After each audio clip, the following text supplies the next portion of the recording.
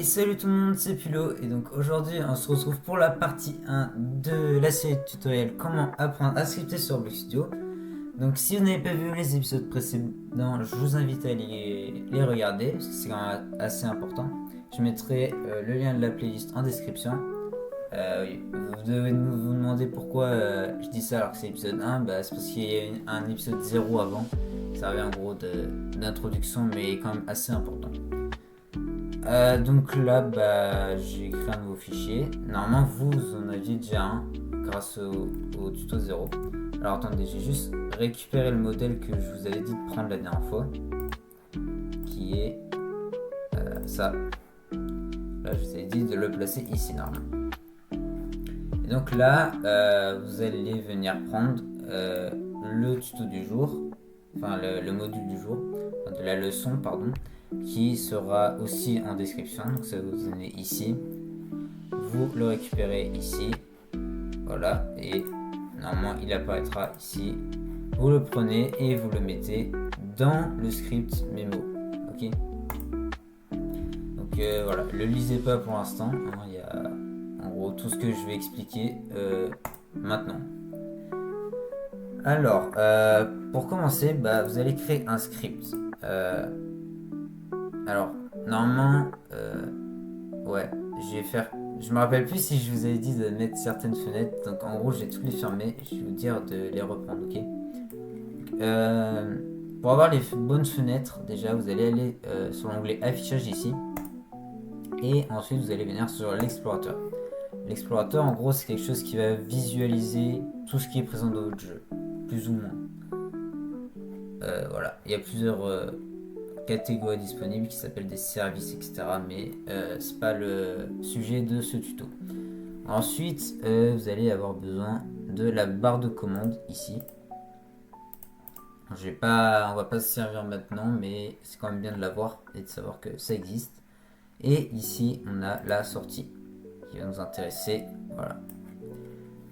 Maintenant, pour créer un script, vous allez aller sur le server script service ici. Et vous allez appuyer sur le plus. Et là, si vous tapez script, vous aurez trois différents types de scripts. Attention à bien choisir le script normal. Les deux autres ne nous intéressent pas pour l'instant. Voilà, vous pouvez le renommer comme vous voulez. Je vous conseille de le nommer, etc. Pour l'organisation, c'est pas mal. Et là, vous avez quelque chose qui apparaît. Donc vous pouvez supprimer. Et puis voilà. En gros, là, on va apprendre la base de la programmation. Donc en gros, la base c'est une variable. Bon, une variable, ça va être quelque chose qui est créé pour stocker des données à l'intérieur. En gros, par le biais d'un nom, on va pouvoir stocker une donnée à l'intérieur. Pour en créer une, c'est très simple, vous allez écrire le mot-clé local. Ok. Et ensuite, vous allez choisir le nom de votre variable. Alors ça peut être tout et n'importe quoi, ça n'a pas d'importance si... Voilà, bref, vous pouvez juste l'appeler comme vous voulez, mais attention à respecter quand même certains critères. Voilà, par exemple, local niveau. Voilà, là j'ai créé la variable. Vous pouvez mettre des majuscules, bien sûr, local niveau,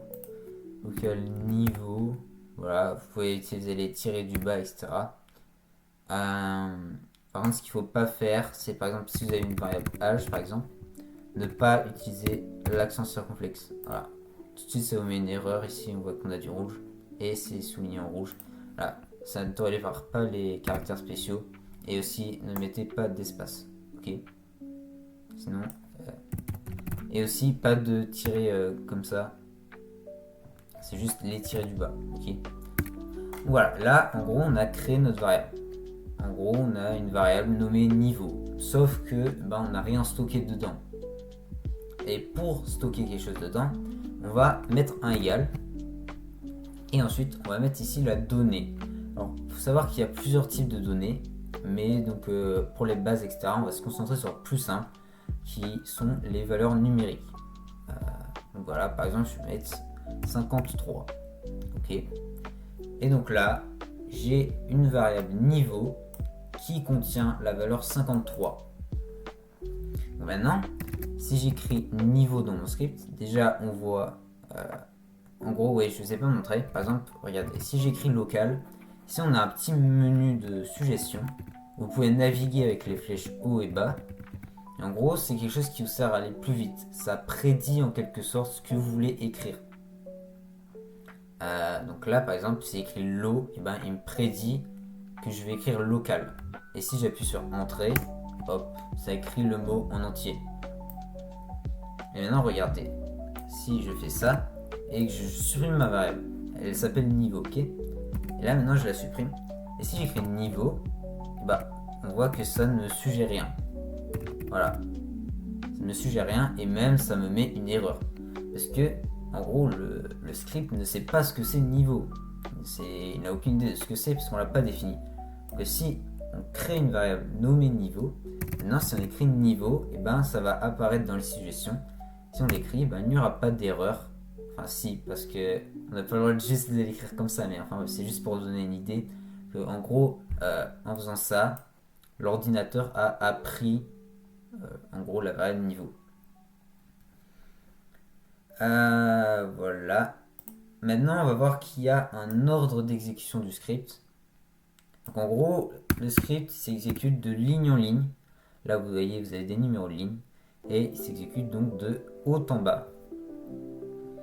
Par exemple, là, je vais mettre exprès un espace. Voilà, j'ai juste directement aller à la ligne 3. Et je vais écrire niveau est égal à 2. Non, 54. Ce sera plus cohérent. Voilà.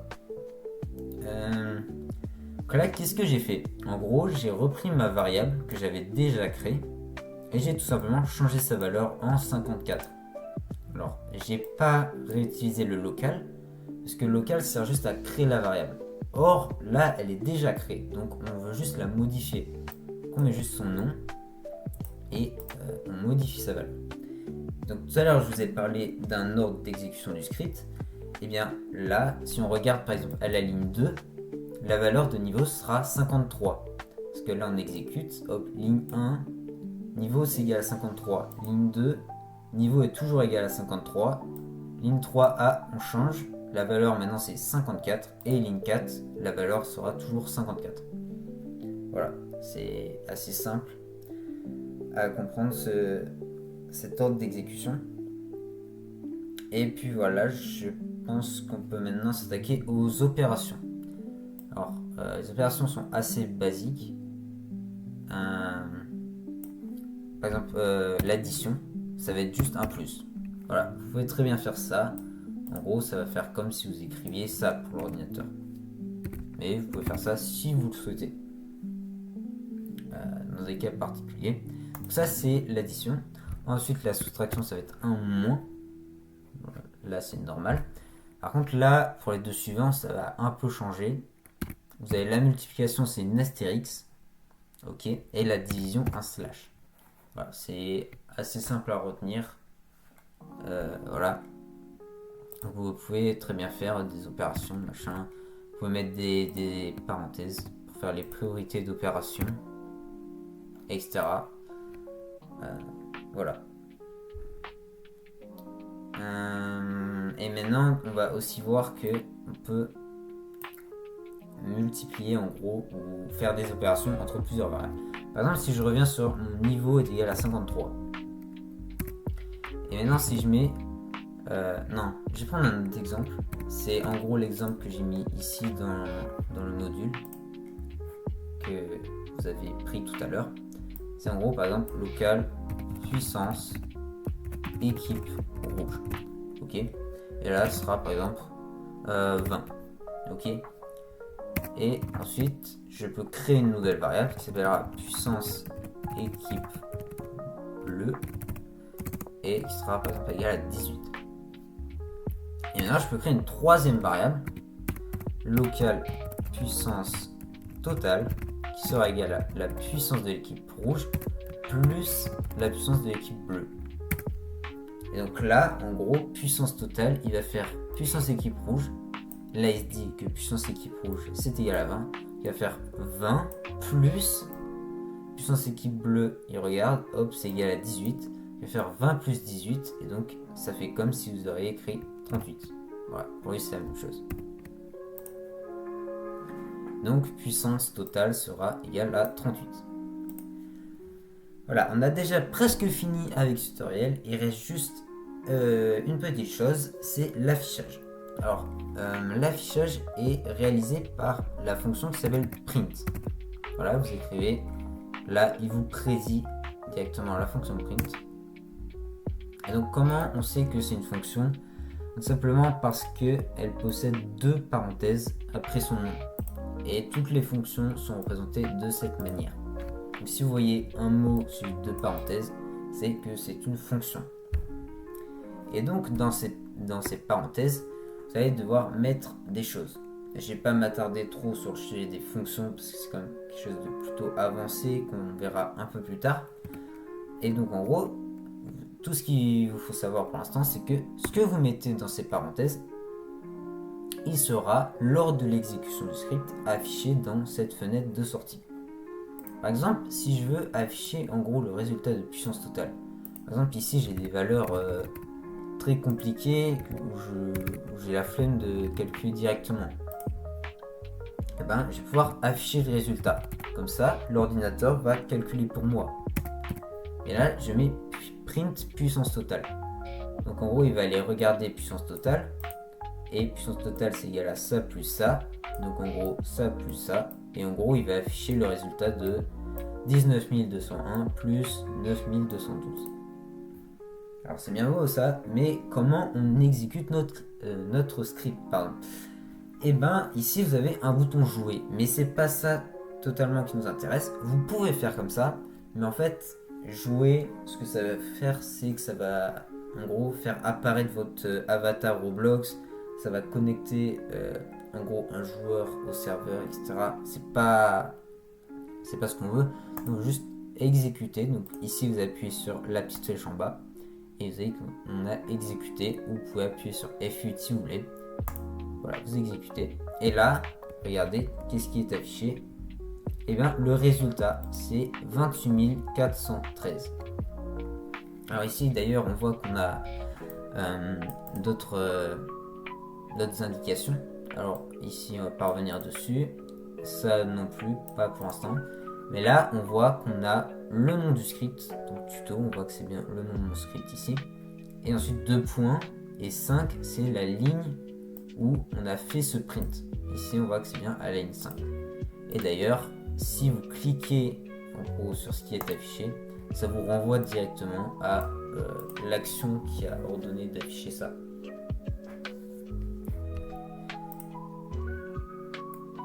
Voilà. Donc je vais essayer d'improviser vite fait des exercices pour voir si vous avez bien compris.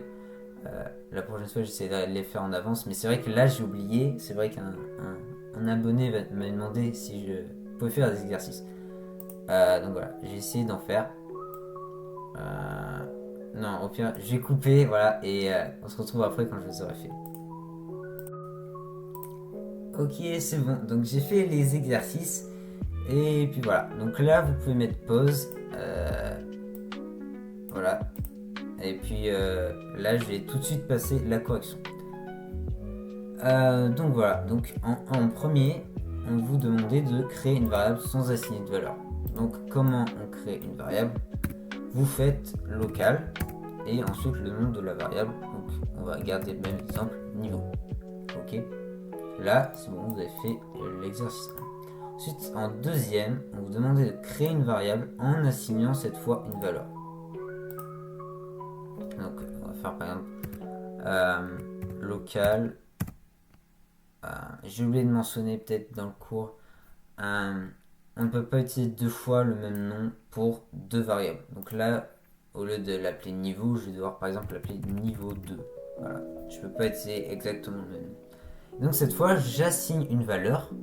Donc je prends le égal et je mets par exemple 76. Allez. Et donc là, j'ai fini le 2. Ensuite, en troisième, on vous demandait de modifier la valeur de cette variable sur la ligne suivante en la multipliant par 4. Alors qu'est-ce que vous allez faire? On va faire niveau 2 est égal Et donc ensuite on va modifier cette valeur. Donc on vous demande de la multiplier par 4. Vous allez prendre la valeur précédente, astérix 4 fois 4. En gros, niveau 2, ça va être égal à 76. Voilà, en gros, ouais. Quand il va exécuter, il va faire niveau 2. Ok, il s'apprête à changer la valeur. Là, niveau 2, c'est égal à 76 fois 4. Tac. Et donc là, niveau 2, c'est égal à 76 fois 4. Et ensuite, en quatrième, faites afficher la valeur de cette variable. Eh bien, vous allez faire print niveau 2. Et voilà. Donc là, ensuite, si j'exécute, et bien ici, je devrais avoir le résultat de 76 x 4. D'ailleurs, j'ai oublié de mentionner, mais si vous voulez retirer ce qui est déjà affiché, ici vous avez un petit bouton avec le balai qui permet de tout supprimer. Donc là, j'exécute et j'ai bien le résultat de 76 x 4. Et puis voilà, donc on arrive à la fin de ce tuto. J'espère qu'il vous aura aidé. Et oui, d'ailleurs, j'ai oublié de mentionner, là je fais le tuto lundi assez tard, mais je peux le faire aussi plus tôt, par exemple vers 18h, 19h, etc. Dites-moi ce que vous en pensez. Et aussi pour la fréquence de vidéos, je pensais soit faire une ou voire 2 vidéos par semaine. C'est à vous de me dire ce que vous préférez. Si je poste une deuxième vidéo, ce sera par exemple le jeudi ou le vendredi, à peu près au milieu de la semaine, quoi. Et voilà, donc dites-moi ce que vous en pensez. Et puis moi, je vous dis à la prochaine. Salut!